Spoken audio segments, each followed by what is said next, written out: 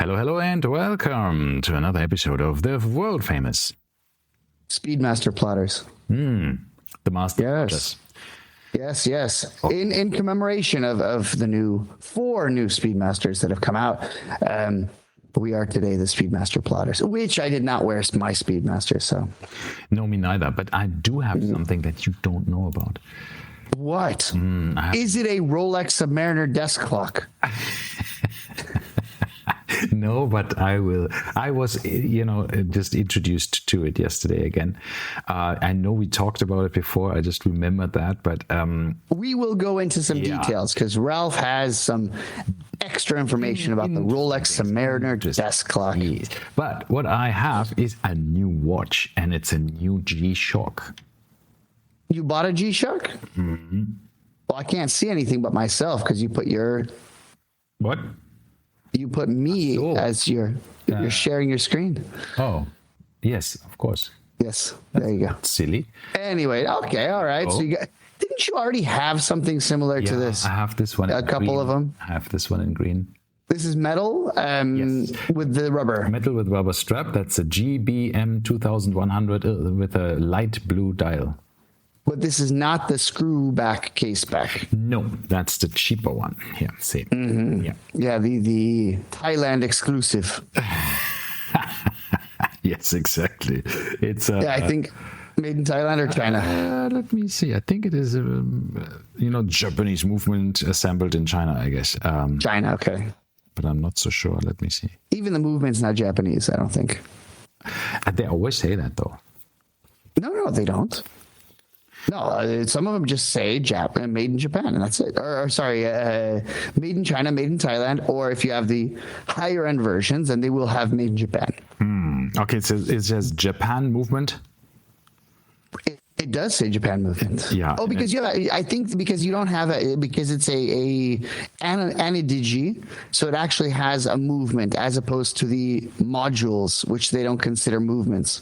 Yeah, and this is a 5729 movement, and it says cased in China. Yes. Oh, good, very good. Yeah, so I really like it. I had the green version, and I thought that's enough. I just need one of these two colors.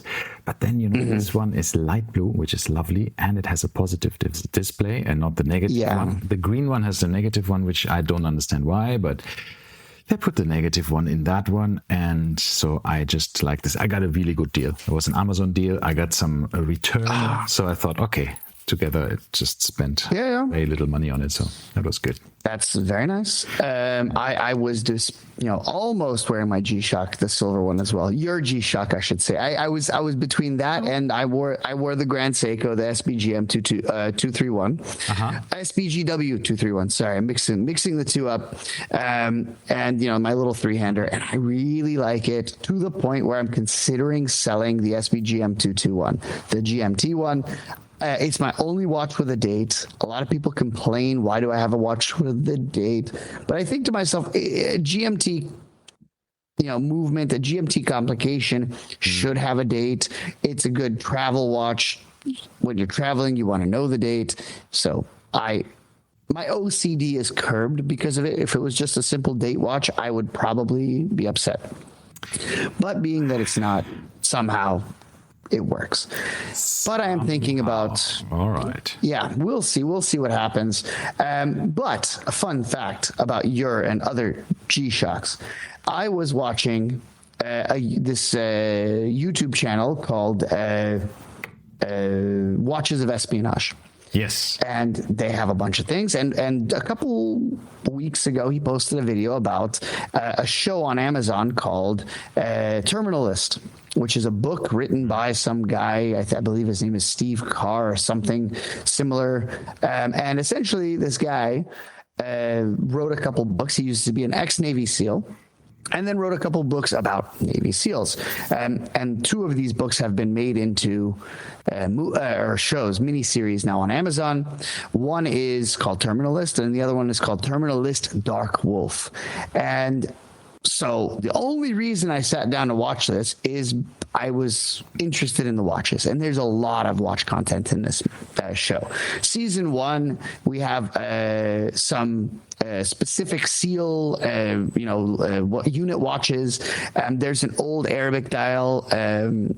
Seiko. There is a bunch of other random stuff that pops in, but where the heavy hitter comes is in season 2, in the Dark Wolf season. The main character wears the entire season, and I loved it, a Tudor Pelagos on the rubber strap, and I'm just like, this is perfect. Like, you couldn't come up with a better watch pairing to like a Navy SEAL. And this is the big fat, Tudor Pelagos, the original one, black dial with a black rubber strap. And it just works. It worked extremely well. So, for those of you the shows, by the way, the show was really, really good as well. So I highly recommend it. The first season of Terminalist was, I think, better than the second season, but the second season had better watches. I think I watched the first one. That's possible. Yeah, I think 22 it came out. 2022, and the second season just came out. So nice. Yeah, it was nice. I liked it. That was interesting. So lots of G-Shocks. That's what I was getting for. I would say 90% of the actors were wearing G-Shocks at some point, and then in certain occasions they would show the Pelagos or something. Including one cool thing. There was a special mention about a wrist compass, which apparently was something that the SEALs used to wear back in the day, back in the 60s, 70s, on their NATO straps. So essentially, it was a small little compass that you would pull through and wear under your watch. So you'd have your Tudor Submariner or something, and then on the NATO strap that it was on, you'd pull on a compass as well. And this wrist compass also was... Yeah, I remember these. I had a small compass that had these little lugs, fixed lugs. It was a plastic compass. Yeah. Fixed lugs that you could basically pull onto a strap. Very weird, but it makes a lot of sense, right? If you have it on the side, you can easily hold it upwards, and then see where it's north. I don't know. Yeah, it's kind of cool. Good, these small. Well, you don't really need it though. That's the other thing, is if you know how to tell north. Okay. Well, it depends. A few caveats, right? You need to know where the sun is, so it has to be daytime, and then you need to have you point your. No, but this is very something. I don't remember. This is very inaccurate, and also it doesn't work in the tropics, and the tropics are a huge area. Here, for example. The tropics are where Vietnam was fought, and I think that's where this whole wrist compass thing came to be. So I would say they might need it. Yeah. And also, it's different in the northern and southern hemisphere how to calculate it. Yeah, that's true as well. So it's a bit more complicated. Very true. In the southern hemisphere. Yeah. But still cool. I like it. And this reminds me of the time back in the day that Mont Blanc tried to make a similar thing. Do you remember this? So Mont Blanc, let's go back 2015-ish. Tag Heuer comes out with a connected watch, right? And they tell you if you don't like it, you could put a mechanical movement in it, blah, blah, blah. We've talked about that. Yeah.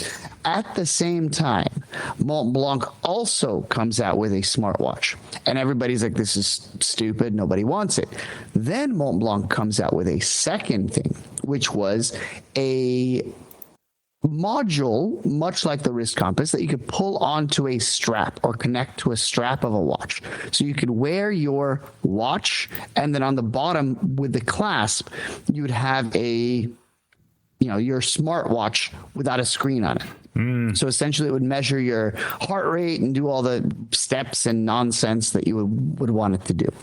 And that, I don't know what happened to that. That was an interesting idea. I don't think I would, especially switching between watches, I think it'd be a pain in the ass, but yeah, it was not a bad idea. That reminds me also of these old Breitlink's Dual Time. Yes. Extra quartz watch in the strap, which was so ugly. I mean, I saw it the first time, and I thought, "Wow, this is so cool!" As a kid, right? As a teen. Yeah. I thought. But then I looked at it and I thought, "Nah, that's not very pretty." Even It's not pretty, but it's still cool. I still like it. It's not bad. I've seen uglier things. I think it makes it look super rugged, kind of. You know, it looks like a proper tool watch. Yeah. And you Why they didn't any watch a GMT basically. Yeah, exactly. Not just GMT, a dual time, right? Because essentially, you could put this on any watch.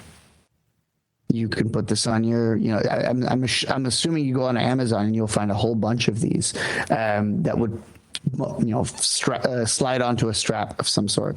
Yeah. So still cool. Yeah, it has something stealthy. Yeah, it's different. It's different. I don't hate it. So surprising. What else? What I know, surprising that I don't hate it. I like tools. Like that's the thing is I do like tool watches.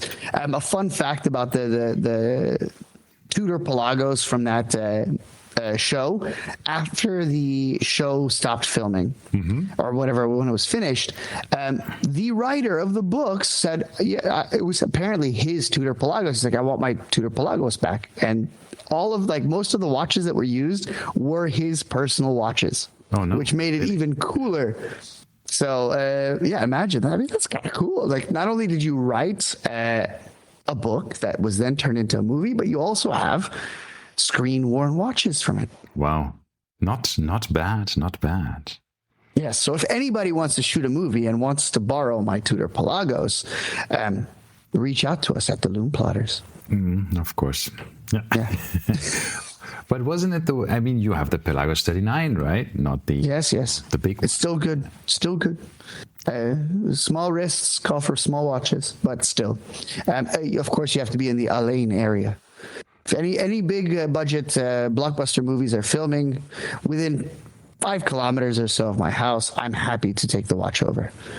Although, you know what was filmed here? There was that movie with Ryan Reynolds a while back, and they had a whole bunch of helicopter scenes and stuff, and it was filmed by Jebel Hafid out here. Oh, nice. So there was a time back in the day, we used to have a membership for the pool at the Rotana, and my wife had a few friends that were also members, and one of them showed up, and Ryan Reynolds was at the pool, and in Alain Rotana, and they're like, okay, this is strange. So they messaged Christy, and my wife was like, I'm leaving. I'm like, where are you going? She's like, Ryan Reynolds is at the Rotana pool. So everybody went to Rotana that day, but we never saw him, unfortunately. Fun fact. Ralph is busy. Or he's muted, or his mic went off. My mic. I have problems with my batteries at the moment. Yeah. You should sometimes make sure that you're all charged up, and I haven't checked that before. Well, are these the mics we're using for Dubai Watch Week? Yes, but they're not charged. So that would help, I think. They should last about 3 hours between charges, but yeah. I had them lying around for a couple of weeks, so I guess they slowly discharge. Lesson learned. They tend to. As they tend to. Now I have to change because I was happily chatting back to you, right? I didn't hear a single word.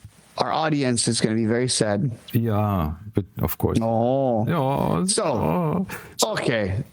Moving on from Ryan Reynolds and Rotana pool to...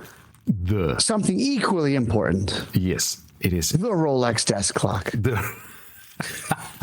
Yeah. What a good segue. The desktop, we talked about it in this podcast before, and I completely forgot about it, right? And yesterday... Because that's how important it was. Yeah, exactly. And since it was last week was my birthday, I got a couple of nice presents, watch-related presents. I got some new books, a Rolex book, iconic watches book, and some other watch-related things. And of course, I had a small party, and a couple of people were there. And one of my friends actually just told me that he spent 11,000 euros on a desk watch from Rolex. And I was, what? So he showed me a picture of it, right? I mean, it's of course the one we talked about, but I didn't connect the dots properly. And it's a quartz watch. with the It's a 11,000 euro quartz watch, and it's the stupidest thing. I'm sorry, I'm not supposed to say that anymore. Yes. I apologize. It is a very interesting item to have. It's 80 millimeters diameter watch face. It is made by Rolex. It has, because of this secular calendar in it, it will be accurate until 2400. The year 2400. It is a Rolex Swiss quartz caliber 8335. If that's in-house made, we don't know, but let's assume it is, because otherwise, who knows, right? He was told, right, because it's a complete off-catalog piece, so you can't order it, right? It's off-catalog. He was told that there will be only one per country. Which is nonsense, I think. There's about 150 of these. Let's assume, I think, that they are operating 150 countries. I'm not 100% sure. But they saying it's very rare, and yeah. So I don't know. There is very little information about it online. I haven't seen many of these being pictured. So it seems to be that they are really going to collectors and just staying there. That's it. Okay. It is big. It is not made of 904 steel. It is made of 316 steel. So yeah, that could be an indicator that it's. Do they actually do any watches in 316 steel? No, they do not do any watches in 316. So this is the only thing they have in 316. But I do think, and when I heard about this and when we mentioned this, people said that this was the opposite of limited. They said that this was specifically made as an item that you can go in and buy, and just have the opportunity to buy something, because they were so, Rolex was kind of getting really big stink for not selling anything. So if you wanted a Submariner, then this would be a Submariner that you could buy, which then is the opposite of it being limited, right? It being off catalog does not mean that it is limited or it's actually anything of value, because once again, the cufflinks are off catalog, the wallets and the watch pouches and all this other garbage crap that they make is also off catalog. So technically speaking, off catalog just means it's either too good to be in the catalog or it's too crap to put in the catalog. It's one of those two. But if you are able to look up online and see how many of these are for sale, which this is a fairly recent item, so I don't know if we could. Yeah, so none is for sale at Chrono 24, not a single one. One was for sale here on eBay, and I can see it has a proper let me see. warranty card with the proper reference number on it and all of the stuff. Let me see if there's any. Here is the back of the watch. It has a Rolex Geneva Swiss secular calendar engraving on the back, a Rolex crown on the back. It's pretty cool. 30 jewels. Wow, 30 jewels for a quartz watch. That is pretty impressive. And it has a Rolex Movement 8335 on it. So it seems to be... What it was 8335 Rolex Movement. Yeah, I am not find anything about it, because it's just... I already did. Okay. I already did. I'm trying to find it on what's it called? If there's anything on, what is that website that we like? Watchbase. Yeah, Watchbase. Nothing. Caliber Corner. Nothing, I guess. On Collector Square. No, that's a reference 8335. So apparently there was a Rolex 8335 a watch. It was some women's watch, so don't get confused with that. I can't find anything. Yeah. Once again, that doesn't make it a good thing. That's what I'm saying. It's something special. It is special. 11K special. Yeah, well, the only... You can buy 2 2 Atmos clocks for that much. The only reference I have is, or watch for sale I have, is one from October the 8th this year. Which was $25,000 which was for best going offer. on eBay for $25,000. And it says desk clock with circular calendar. So yeah, again, it's a Rolex quartz watch off calendar. That is something special. 80 millimeters. I don't know. Put an 80 strap on it. It'll be an Invicta. Yeah, it is. It's about 80 millimeters deep as well. Yes, it's like an egg shape. It's a desk. What kind of battery is in this thing? Good question. I have no idea. 9 volt. Just put a stonking big 9 volt battery in there. There's so little actually known about it. It's just how accurate is this watch? Let me see. Here's a Turkish Turkish website, Ugursat, and it says accessory, has a desk clock, blah blah blah blah blah, Cerachrome bezel, blah blah blah blah, chroma light. Accurate without where was it? Accurate without adjustment until 2400. Yes, that's all that is for the date. Yeah, but so that's when. Well, you searched accurate, and that's what came up. Yeah, that's not what I meant. So, nonetheless. Okay. I think I would have other things I would spend my 11,000 euros on. See, if it's really that rare, then if that's somewhat true that you can sell it for double the price, then it's not too bad. The question is, if there's another person out there who's willing to pay more, is there a market for it? Is the next question, right? I remember when Hodinkee made a travel clock.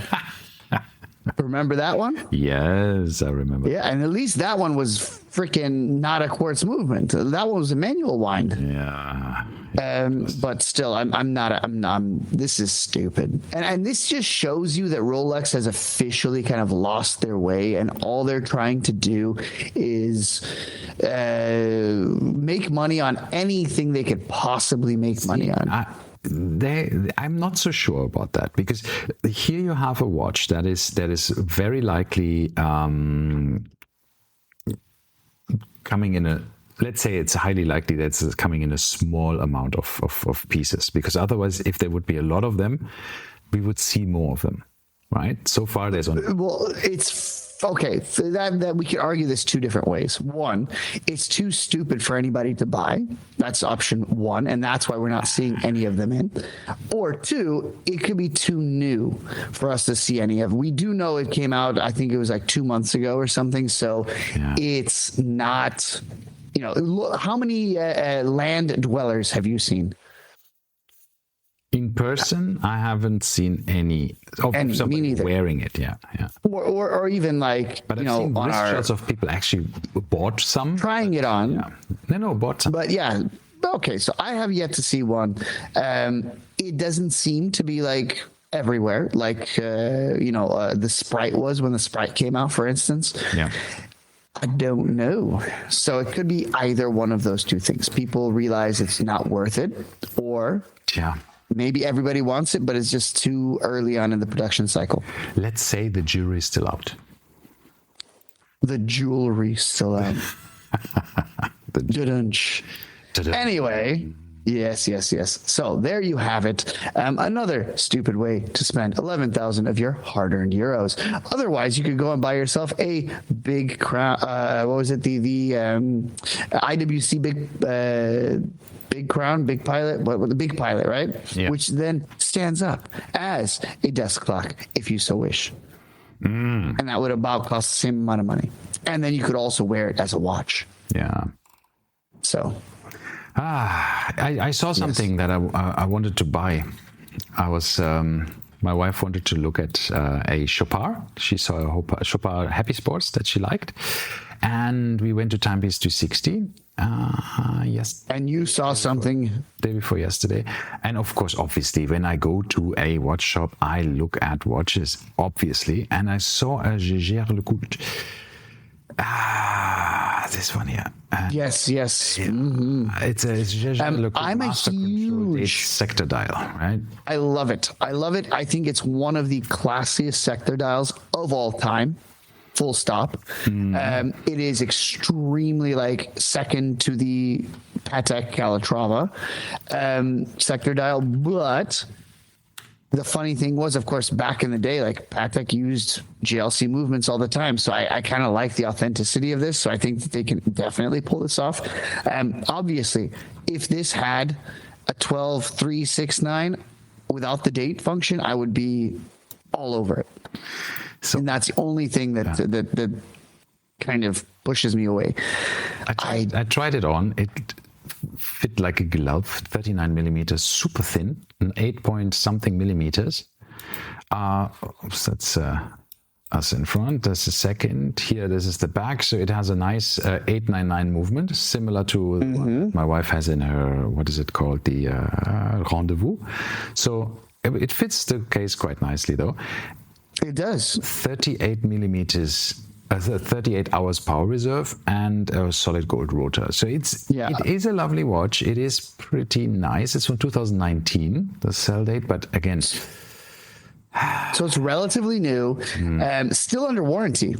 If they registered the warranty with JLC. Yeah, extended this. So, and it punches so far for 16,000 dirhams is asking price, right? My wife asked me, she said, "Oh, that looks exactly like your Vacheron Constantin 56 that you had." And I said, but "Yeah, it looks similar." And but it's a JLC, and and she said, "Yeah, but you never had a JLC." And I said, "Yeah, that's true." And I said, "It's like half the price of my Vacheron Constantin pre-owned." And she looked at me and said, "Oh, it's cheaper than the Vacheron." Yeah. So yeah, you're right. It punches a bit above. It looks. And don't forget, the Vacheron doesn't even have an in-house movement, which this does. Yeah. So this is definitely super cool. I'm assuming you can even get a little bit more money off, yeah. So you're not going to be paying 16K, and that's a fantastic deal. I'm sure you can manage, but it's a beautiful watch. I've already been looking at this one as well. If it wasn't for the date window, and by the way, is that date window light blue? Yeah, it's blue, and it's all numbers. It's a roulette, right? No, it's not roulette. Numbers, it's all blue. All numbers blue, because cool. The hands are also blued. Right, these syringe hands. Oh, wait a tick! The indices, the 5-minute markers are light blue. They're also light blue, so it's actually very cool. It has a bit of quirkiness to it, right? So yeah, it's nice. It's nice. It reminds me of the OPs, the old OPs with the colorful markers. Yeah, it's really kind of cool, and it's not like a navy blue. It's like a freaking royal blue, like a light blue, like a Rolex Smurf blue. Yeah, exactly. That's super cool. I like it. Me too. It's just like but go for it. Budget. Do it. Budget. Didn't you want to buy a Daytona just the other day? Yeah, but I didn't buy it because of budget. Well, I also told you not to buy it because I said it was stupid, but no. So you wanted to buy like a beat to hell Daytona and sell your ceramic GP for it. I was thinking about that, yeah, because I needed to sell one. I actually wanted to buy the Daytona without selling anything, but yeah, that's. But if you sell one of your Grand Seikos, you can get a good deal for a Grand Seiko, and you can basically pay for that watch almost entirely. That is true. And that's not a bad deal. I would 100%. Once again, if it was not a non-date version, which they never made, by the way, so I never had the ability to get this. If they made a non-date version, I would have 100% sell my SBGM 221 for this. Yeah, it's so nice. I'm thinking I have to. I might trade in a Grand Seiko for that. But which one? The white one, the white dial, because there's a lot of overlay. There's a high beat. Yeah, you're not going to get that much money for the other one. The other one's quartz. Yeah, I will get 7 for it. But then that's So this one, if you trade it in the high beat GMT, I think it's similar to this enough. And it's a step up, and you would potentially get way more out of that. Probably double than what you would get from the other one. So that is my two And you know dirhams. what's also really cool, 2 dirhams. This watch, this Sector Dial Master Control Ultra Slim, whatever it is, it has a 20 millimeter lug width. So I have 100 million straps for it. Yeah, the strap is a little past it, I see, but I do also see that this is really, but the stitching matches the blue. yes, of the hands. And Which is, it's a brown or black. Yeah, it's a black or brown strap. I can't tell what it was originally because it's beat to hell, but it does have blue stitching. it's black with the blue stitching. Yeah, Yeah, I like it. Yeah, Very nice. me too. You know, there's a few things that I would consider. I love this watch. But my idea was to get rid of the Grand Seiko simply because of the date window. That was it. Then I would have 0 date window watches and then my heart would be content. So we'll see what happens. Yeah, All right. Okay, but Let's move on. We have new Omegas. So four new Omegas, Dark Side of the Moons. Yes, and now specifically for you, they made this watch, this one here that I put on the screen. This is the new Dark Side of the Moon. The dark red. The dark red, yes, 15,800 euros. Well, yeah, let me just grab my cash from my bedside table.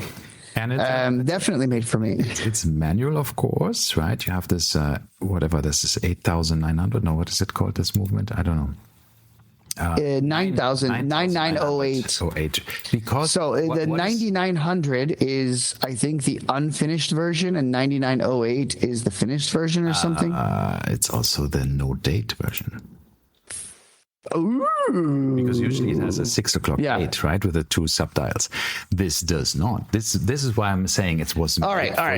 But you jump into the deep end. Like, can we start logistically and go from the classic Dark Side of the Moon?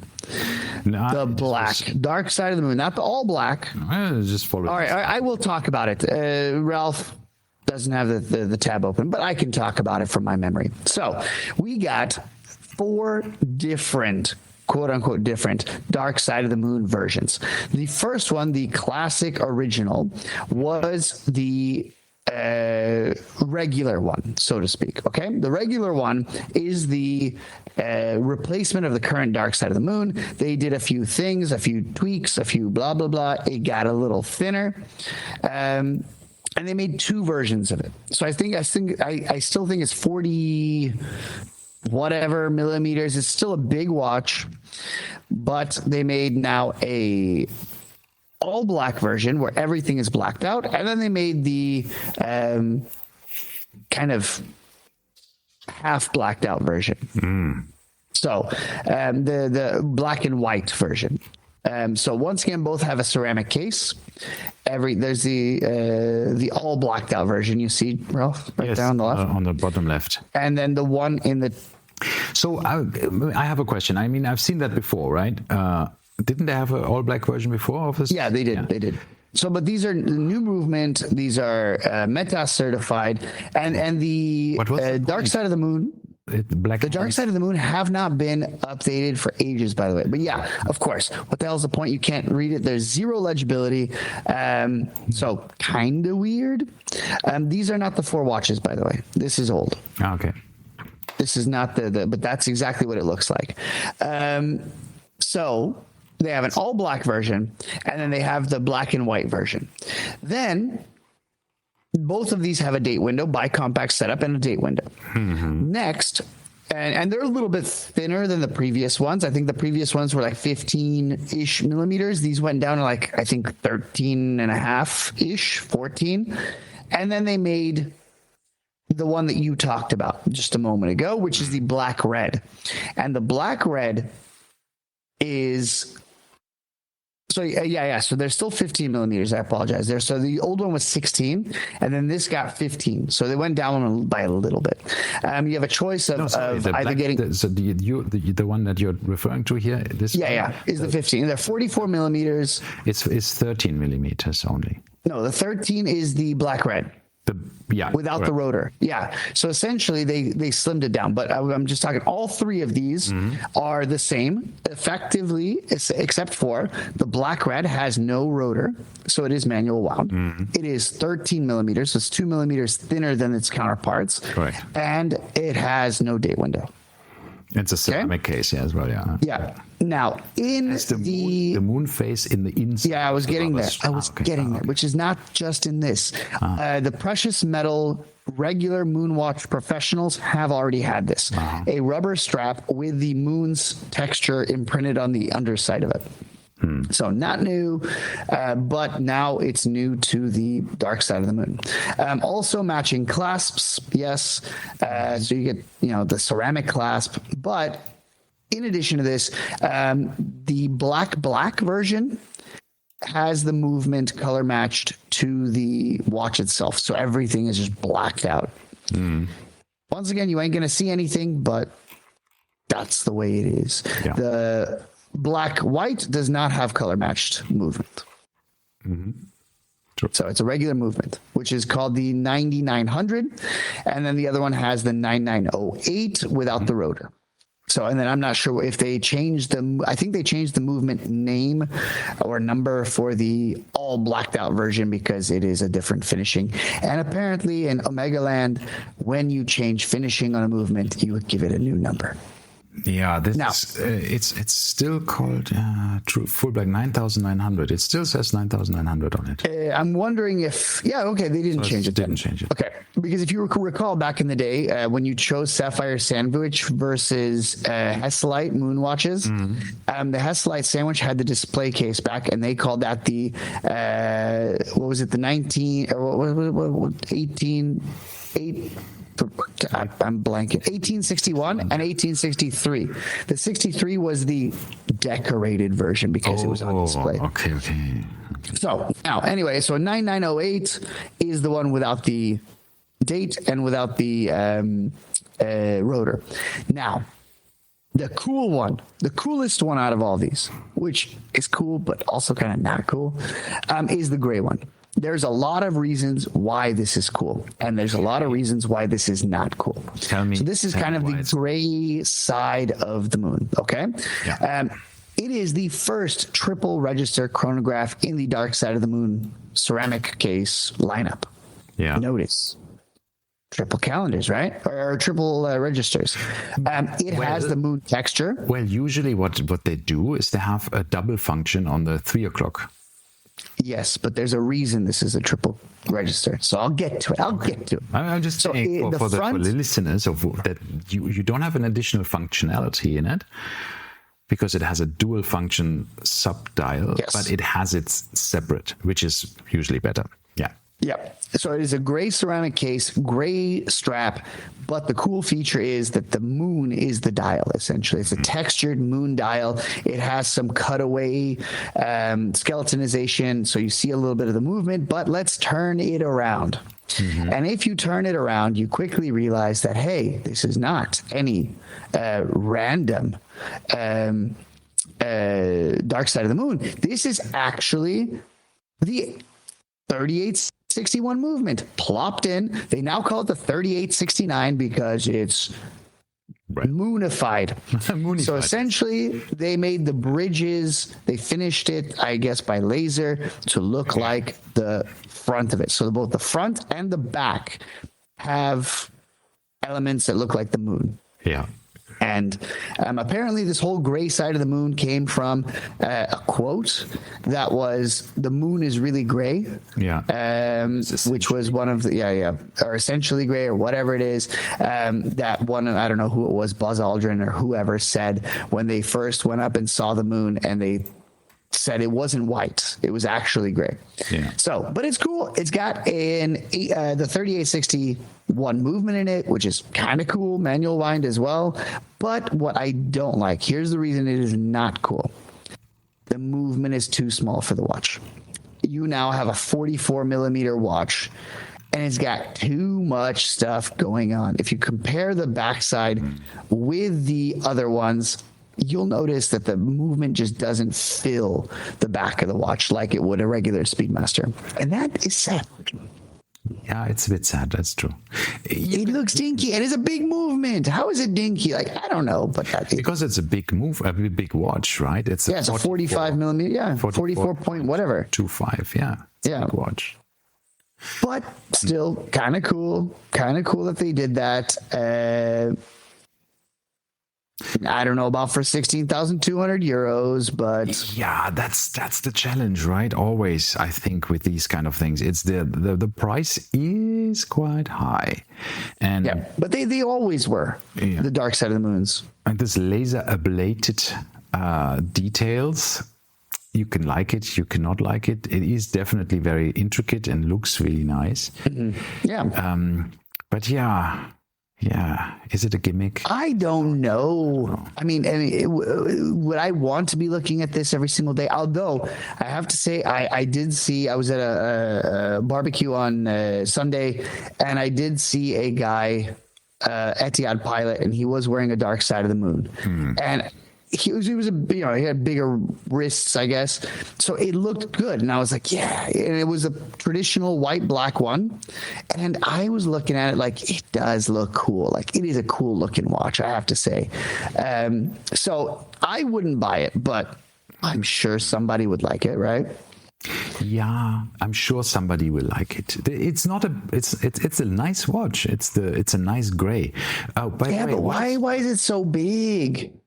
Is this That's my question. Ceramic case? Yes, it is ceramic. Yeah. It says ZR02, whatever. And ZRC, yeah.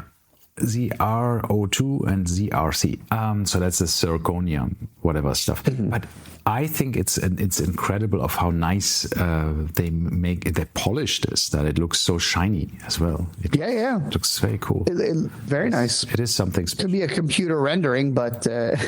No, but I'm sure it is. I mean, look, my GP also is very highly reflective and shiny, polished. So it does work. So. And once again, all of these come either on this, what do you call it, the sailcloth strap or the rubber strap, and they just look good. Like, Omega's been killing it with straps, right? I always feel Omegas belong on straps, not on bracelets, and they've done a very good job with that. Yeah, I think also the bracelets do suck a bit, right? Hey, the new Speedy bracelet is pretty good. That's good. Yeah, that's no, but that's the only one. That's the funny thing is they've made one bracelet that is wearable. Yeah, and that's the Speedmaster bracelet. That's exactly. So look at the, I remember I bought the mesh bracelet from the James Bond watch, and it was really, really uncomfortable. I did not like it. I've tried so many Omega bracelets, and they just, but the new, I haven't worn it. I have to say, just looks wise, the fact that it tapers from 20 to 15 on the Speedies, I could be convinced. You still have 50 meters of water resistance, and according to Omega, they mean 50-meter water resistance, so you can do water sports, other things, and dive to a depth of 50 meters with it. Even though they have non-screw in pushes, so they seem to be quite confident that their watches are watertight enough. And you still don't have a quick exchange strap system, so not even a quick exchange spring bar in it, so it's a bit sad. Nothing. But here's the thing about this 50 meters. My Speedy also says 50 meters, right? Yes. And at some point they switched their mentality of 50 means 50, but that could potentially be, they didn't say like as of 2018 or 2019 or whenever they did this switch, all things marked are equal, right? They just make this blanket statement on their website saying that everything is now as marked. Yes. And the thing is, at some point it wasn't. And my Speedy is not 50 meters. So this seems to be a lawsuit waiting to happen. Yeah, the problem is there. What do you do with that, right? I mean, it's like, can you, this is what is the water resistance of the watch? So it says, we like to emphasize that the water resistance of a watch is ensured by gaskets, blah, blah, blah, blah, blah. This means that an Omega watch that is water resistant to 30 meters can be worn for swimming at depths of up to 30 meters underwater. Yeah, correct. That's exactly what they say in the first two sentences. They mean it. They mean it. Exactly like Patek, who says 30 meters means 30 meters. You can do whatever you like. Do you see any asterisk or caveat or anything? No. No. There's nothing here. So, like, if you have a freaking watch from 1943... Well, and then they do say without an asterisk that you have to consider the gaskets and the seals, that they have to be regularly checked and replaced. Okay, so I go in with my 75-year-old watch and get the gaskets replaced. It says 30 meters on it, so I'm going to go diving 30 meters with my dress watch. Yes, correct. Yeah, okay, yeah. And it says, yeah. And once again, no asterisk, nothing. No. And it says that you have to get it checked once a year by the Omega Authorized Service Center. Yeah, let me just go on and do that. Yeah. But it says also here, see, this is the one thing that it says, avoid operating the chronograph pushers underwater to prevent infiltration into the movement.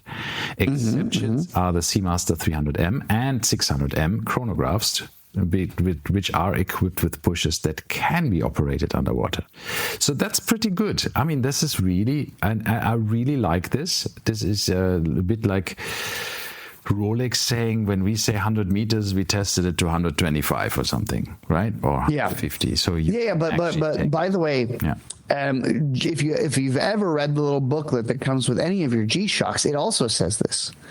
But the thing is, I think no one knows this, that you shouldn't be pressing your chronograph buttons underwater on a G-Shock. And like, it just doesn't seem like anyone has an idea about this. But it says very clearly in their manual. Yeah. True. So, what to do? What else? Can you swim with your Rolex desk watch? Is it waterproof? Let's see. Let's have a look at the back of the. It had somewhere, you saw the pictures of the back of the watch. I don't know. All right. If in fact it's not water resistant and they put Submariner on it, I am going to be even more upset by this thing. It is not. It doesn't have a water resistance rating on the dial. So no, it does not. But it says Submariner, which Submariner means submarine means water, I guess. Whatever in Latin. So it is not water. I'm gonna. No. What does a Submariner is a it's a submarine sailor, crew member. What? A Submariner is a person who is on a submarine. Okay, all right. I guess. I'm trying to figure out. I know. Submarino in Italian means under the sea. Okay. So I'm guessing we're more in the under the sea side of things than a person who is. So if we look at the etymology of this. If you look at it, nautical context, a submariner is a person who serves aboard a submarine, typically in the Navy. They're trained to operate and maintain the submarine and its system while living in an underwater environment for extended periods. That's not what they mean. When they came out with this term Submariner, that's not what they had in mind, because it was not strapped to somebody who was in a submarine. It was strapped to a diver. So the watch itself was the tool that was the Submariner, right? It was able to go underwater. So I'm guessing more from the... But this is what the original Submariner stands for. It's a person who is manning a submarine. Yeah, but if you look at the two words, the Latin sub we know is meaning under, right? So mare is a sea in Latin, so sub mare. I'm guessing it means underwater. That's not disputed, but it just means like an Unterwasser U-Boot, right? Same. Yeah. Underwater boat. That's it. U-boat, right? Yeah. Yeah. So, but a mariner in English, in proper English, as in older English, is proper English. Yeah. I seen, like back in the day, like when they were, when Hans Wilsdorf was around, it just meant sailor or seaman. So Submariner would have been a combination of two words, right? Oh, something like this. I don't know. Beats me. But nonetheless, there's nothing Submariner about this in any way. Yeah. They should have made it the land dweller. It was big enough. It was on land. That would have been. Why didn't they make a land dweller version of this? So this is what my friend who bought this watch also mentioned. He said, like, I don't know if they are now coming up with every year they do a different version of this watch, right? Like, do they next do a GMT Master desk watch, then whatever Daytona desk watch or whatever Explorer desk watch? Who knows, right? I mean, they could, because now it's basically just the face of the watch. Yeah, they could. Let's see.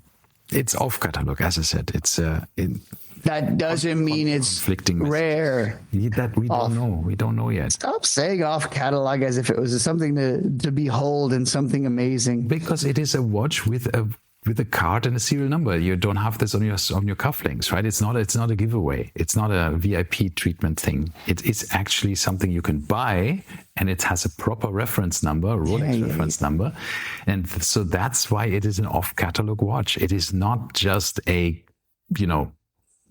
cufflinks. All right, I think, because that is not being properly with a warranty card and all of this stuff. It's not being treated as a watch, right? This is a proper watch. So, and I don't think, for example, that they're desk watches that you see in airports or something. Wall watches. Wall watches have a reference number and a warranty card and all of this stuff, right? And a lot of them, I don't even know if they make them. That's the other question. Are they the ones making these? So who knows? This has a reference number, as you say, so that could be interesting. But it has a reference number and a warranty card, all of this stuff, and you buy it like a normal watch in the shop, right? And it's got blue chromolite. Yes, and a ceramic bezel, a really big one because it's 80 millimeters diameter. Why they made it the cheaper stainless steel, nobody knows. Nobody knows. I don't know. It's not. You will never convince me of this. If you gave this to me tomorrow as a gift, I would sell it. That's the next question. Since it's an off-catalog piece, I don't think selling is a good idea. But who knows? Yeah, you shouldn't have bought it in the first place. That's the correct idea. Now you're stuck with it, and you could have bought 2 Atmos clocks, which are actually mechanical marvels for that matter. Let me say one thing. I don't think you lose money on this thing for at least a year or two, because it's still a novelty. It still drips in the market in microscopic numbers. So as I said, he was told that every country just gets one. Is it? Yeah, you remember when they said that about the Pelagos FXD as well? One a year, one a month. Every AD gets only one.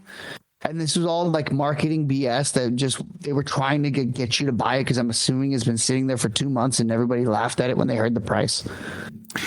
Yeah, it's always disappointing if brands do this and say, oh, it's a very limited production. Like the pink. What was it? Tudor chronograph, where they said, "Oh, it will." Yeah, and then they're like, "Oh, it's full stream now." Yeah, yeah, very limited production. It will be only very rarely be available, if at all, for retail customers. And then suddenly it's just like, yeah, no, everybody can buy it. So this is really not nice. And we had this recently in a watch club where I'm a member of. Somebody bought a Norcane, this Enjoy Life, right? The one with where you have a ice cream cone in one of the in the date window at a specific day, where you should be very happy about your life and all of this stuff. It's a lovely watch. It's a chronograph. It's a cool watch, right? And with the nice pastel colors and all of this stuff. But it was, let's say, not specifically said, but it was implied that this is a limited edition and hard to get.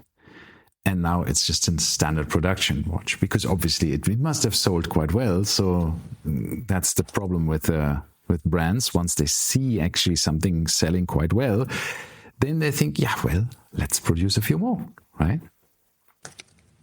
And it's sad for the people who bought it under the pretext or pretense of just that's a limited watch, That's a bit sad then. But yeah, let's see if that's really something that they will do. Push out like mad, which I doubt, because it's still something. Yeah, something special, because it's a desk clock watch. Clock watch. I made a new word up. It's a clutch. Mix of clock and watch. Yeah. And it's quartz. It's a Rolex quartz watch. I mean, that's in itself is already surprising. I don't like it. Anyway, and I have nothing good to say about it. Not one single thing, and therefore I just won't say anything at all. And then we'll see what happens. But once again, I do remember that a lot of rumors were saying the same exact thing when the FXD came out in 2023, because it was November and they only had like 2 months of, November and December in 2023. So if you wanted 2023 written on the case back, they said that only one was delivered per AD and blah, blah, blah, blah, blah. And then, nobody cared. Yeah. Right. And nobody proved this. And it was just a nonsense that was kind of there to get people to buy it. And I remember distinctly that I called Yas Mall because they said they had one. And then the guy said, no discounts. And then like a couple months later, I called again and the watch was still there in 2024. And then the guy was asking, do I still want it? He'll give the discount. And at that point, I'm like, nah, I'm good. Thank you, though. But still, it kind of bugs me that, they're not exactly as honest. I think there's no way this is one. And Rolex themselves have never done this. They have never said, yeah, we're going to give one to every one of our branches or ADs or whatever. So this means that there's going to be one sitting in the Budapest boutique or one sitting in the God knows where. It's not going to happen, right? So these kinds of watches, I mean, even if they're off-catalog pieces, I think if you're the owner of an AD, right? So just a watch shop, and you get something rare like this in, I guess you probably buy it for yourself or something. You just keep it. Yeah. You think, if it was truly one. Yes. If it was truly one, right? Or you hold it back for a very, very special customer. Special client. Yeah.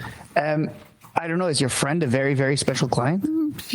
Well, I guess he has bought quite a lot with his AD, but I don't think he will be let's say the super VIP. But yeah, this is the thing is, who knows? But maybe his sales rep just said like, "Hey, I just saw it, came in. You want to have it? Otherwise, somebody else might snag it up." So I don't know. Or maybe it's just sales tactic and we just don't know about it. Maybe this is what I was told when it first came out. This is what people were speculating, that it was simply just a sales tactic to get people to buy more. Yes, and you feel like it's a sub, right? You feel like, oh look, I can't get a sub, but I can get this. Yep. I agree. Oh yes. Yes. Anyway, so I think that's very good. All right.